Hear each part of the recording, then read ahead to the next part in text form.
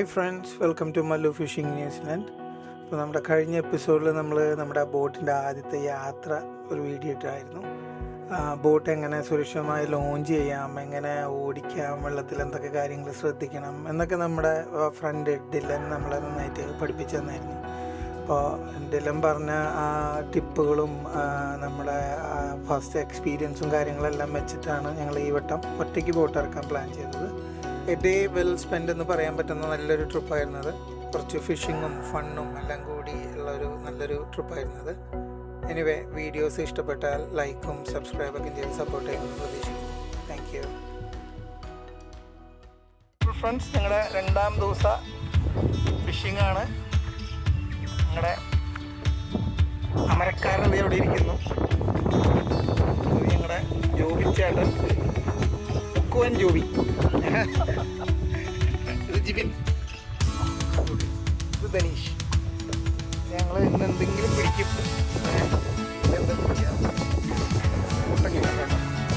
ഞങ്ങളുടെ ബ്യൂട്ടിഫുൾ മാൽബ്രോ.